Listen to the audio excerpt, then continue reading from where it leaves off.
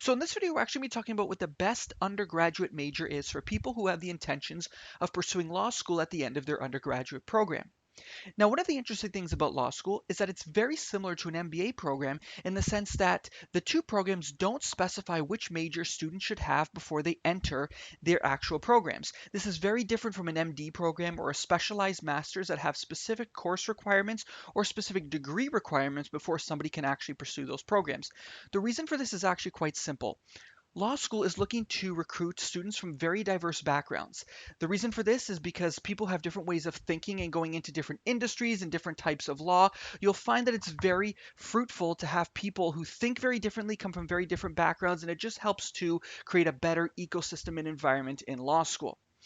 For this reason, students typically gravitate towards programs that they feel they can perform the best in. This is good because law schools place a very strong emphasis on undergraduate performance. Because they typically recruit students right out of their undergraduate program, however, they do set aside spots for people who are mature applicants or even people what they'll call special access applicants. So people who have special considerations or just reasons why their undergraduate experience was interrupted or just couldn't exist. And that actually does differ from school to school. But for the most part, students will enter law school immediately after their undergraduate program. So because of this, there isn't that work experience component that they can also weigh in on as well. And so standardized test scores and undergraduate performance, as well as participation and involvement in extracurriculars, just community involvement, those other things as well, and very strong reference letters.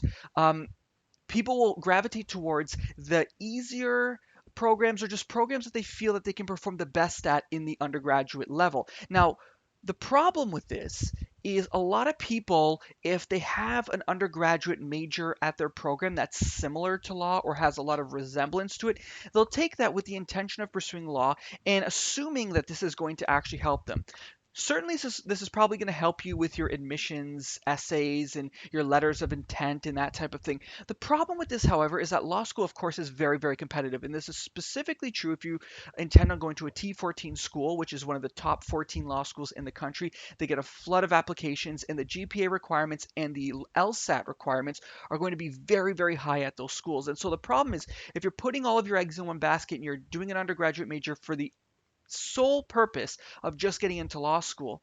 If for whatever reason you don't get into the law school of your choice or you don't get the funding that you need in order to be able to pursue that program, you might find yourself in a conundrum where you've spent a bunch of money for an undergraduate program that isn't very marketable in the marketplace.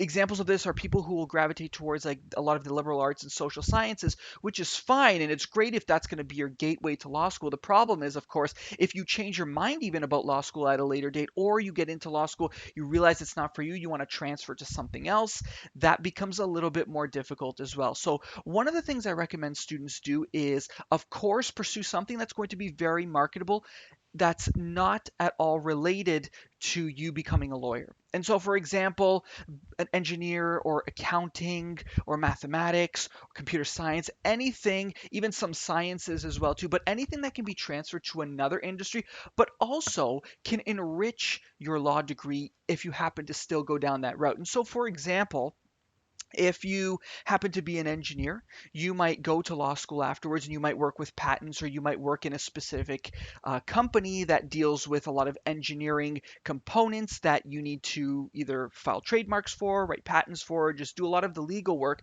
within that organization. And having that background in that specific engineering discipline in addition to your law degree is probably going to make you a lot more of a compelling applicant as opposed to somebody who might just be applying to that company with just a standard JD program. Um, so those are one of the biggest things that I would actually zero in on and focus on. But the other thing also is if you just determine that you don't like law school, because at the age of 17, 18, whenever it happens to be that you're making the decision, it's very hard to determine what you actually want to do for the rest of your life. It's even more difficult because you haven't even stepped foot in a law school before. A lot of people will have this convoluted idea of what lawyers actually do or what it means to be a lawyer, and then they eventually get to the point where they have the opportunity to pursue that. They're spending a lot of money in order to explore this, and then they realize it's not for them, and then they have to fall back on something else. The great thing about things like engineering and accounting and disciplines like that is you'll find that even if you don't become a lawyer, you're probably going to experience a very similar standard of living in terms of the salaries you can expect also. So it's not going to be a huge shock to you if you happen to say, okay, well, I have my undergraduate degree in computer science. Maybe I'll just go and be a software developer for a few years until I determine what it is I actually want to do and make a very healthy salary doing that.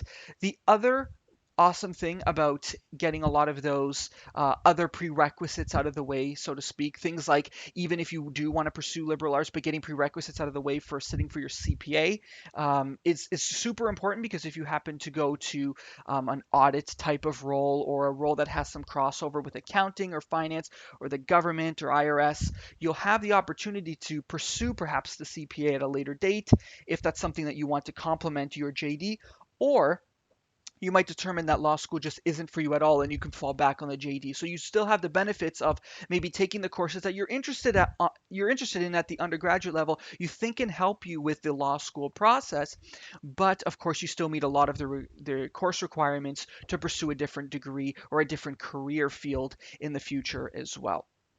So those are my two biggest advice pieces for people who are looking to law school in the future.